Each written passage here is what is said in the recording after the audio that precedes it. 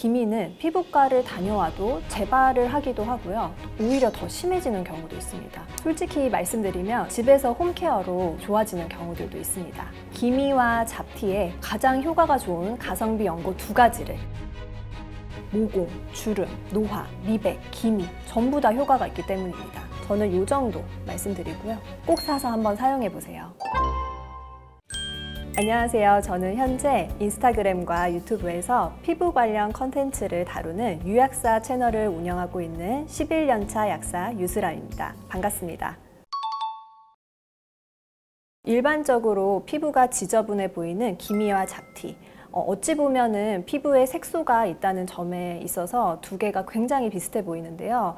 이 기미와 잡티는 명백한 차이점이 있습니다. 결론부터 말씀드리면 잡티는 치료하기가 굉장히 쉬운데요. 반대로 기미는 슬프게도 다루기도 어렵고 치료하기도 조금 어렵다고 생각하시면 됩니다. 조금 더 자세히 말씀드리기 위해서 기미와 잡티의 원인을 좀 말씀드리려고 하는데요. 기미는 피부 표피와 진피층에 광범위하게 분포되는 질환으로 잡티와 점처럼 단순한 색소 질환이 아닙니다. 기미에는 여러 가지 원인이 있는데요. 예를 들면 여성 호르몬, 피임약이라던가 임신, 아니면은 갱년기에 드시는 호르몬제, 아니면 자외선, 그리고 스트레스 등과 같은 외부적인 요인도 원인이 될 수가 있고요. 유전과 노화도 가장 큰 원인으로 꼽힙니다. 그렇기 때문에 기미는 원인 치료가 꼭 같이 뒷받침되어야 되는 질환이라고 생각하시면 되겠습니다. 잡티는 단순하게 자외선에 의한 피부 노화로 생기는 그런 피부 색소 침착인데요. 피부과에서 레이저 치료를 한다던가 미백 제품만 잘 사용해주고 자외선만 잘 차단해줘도 더 생기지 않고요. 기미에 비해 치료가 간단합니다. 솔직히 말씀드리면 정도에 따라서 피부과를 꼭 가야 되는 경우도 있고요. 집에서 홈케어로 의약품이나 미백 제품을 사용해서 좋아지는 경우들도 있습니다. 아까 말씀드렸다시피 잡티는 피부과 한 번만 갔다 오면 금방 좋아집니다.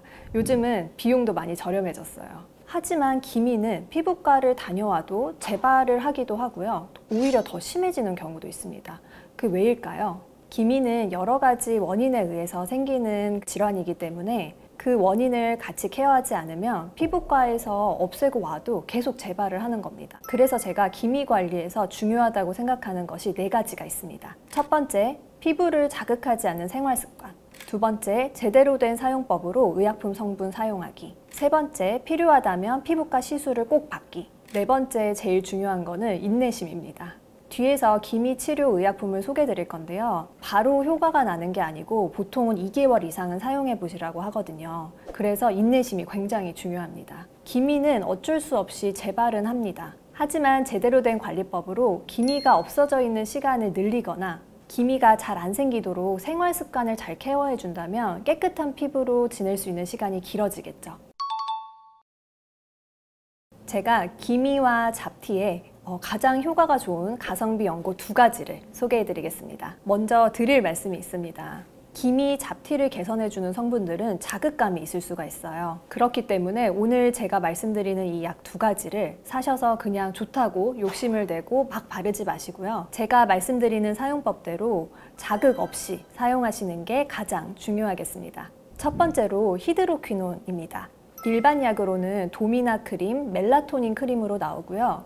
전문 약으로는 여러 가지 성분들이 섞여서 멜라논 크림이라는 제품으로 나오고 있는데요. 이 히드로퀴논이라는 성분은 멜라닌 색소 자체를 생성을 억제해서 피부가 거뭇거뭇 이렇게 잡티가 올라오는 것을 막아줍니다. 그런데 이 성분은 굉장히 자극적인 성분입니다. 저는 무조건 저녁에만 사용하시기를 권장드리고요.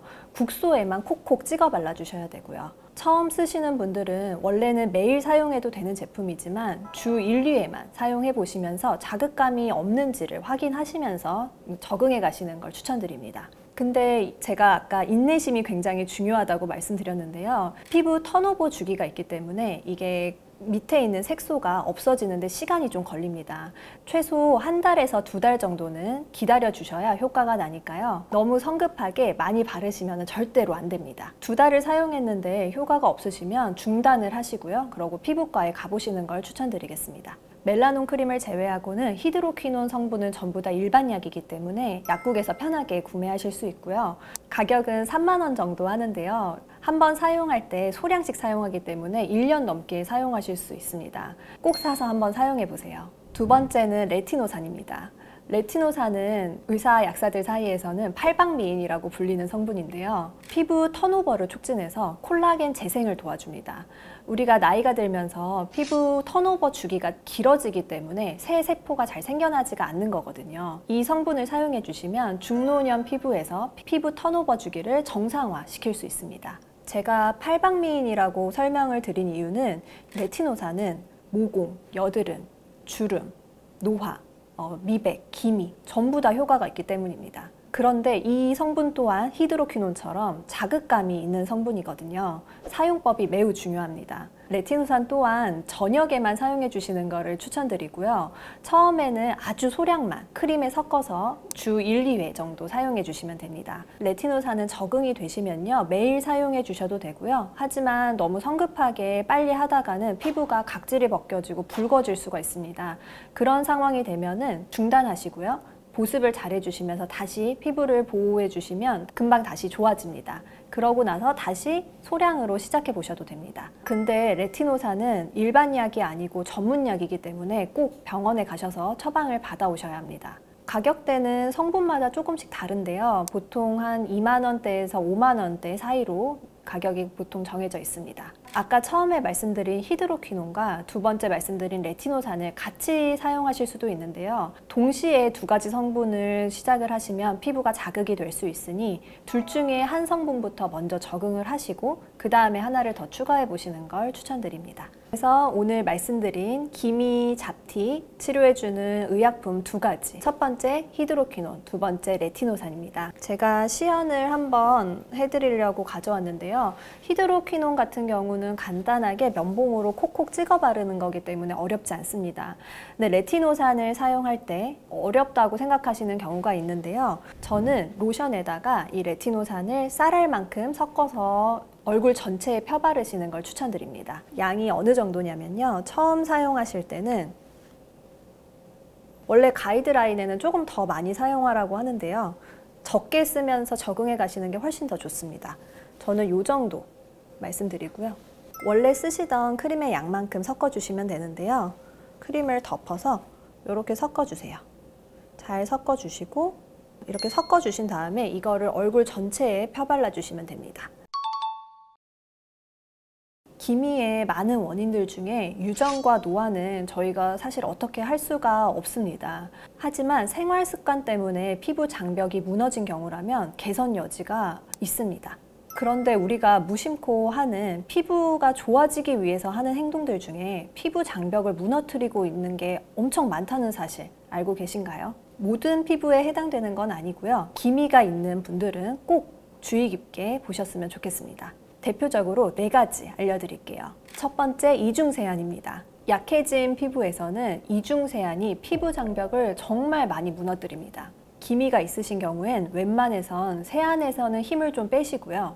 약산성 클렌징을 사용하시는 걸 추천드립니다. 두 번째는 기미 없애보겠다고 미백 제품 이거저거 사서 다 바르는 겁니다. 기능성 제품은 건강하지 못한 피부 장벽에서는 엄청 자극적이에요. 기미가 있다면 차라리 보습에만 신경 써주시는 게 훨씬 더 도움이 됩니다. 세 번째, 필링 제품 사용하기. 스크럽제 많이들 사용하시죠? 스크럽제가 기미에는 정말 안 좋습니다. 차라리 각질을 용해해주는 바나 파 이런 성분들을 사용하시는 게 훨씬 나은데요. 그런 성분조차도 기미가 있는 분들은 조금 멈춰주시는 게 좋습니다. 네 번째, 홈 디바이스나 아니면 괄사, 아니면 토너로 이렇게 얼굴 닦아내는 그런 물리적 자극입니다. 괄사랑 디바이스를 혹시 사용하신다고 해도 기미에 직접 닿게 하지 마시고요. 기미 없는 부위에만 사용해 주세요. 기미가 있는 피부는 피부 장벽을 개선해 주는 게 정말 중요하니까 지금 제가 말씀드린 4가지 꼭 피해서 행동해 주시면 좋겠습니다.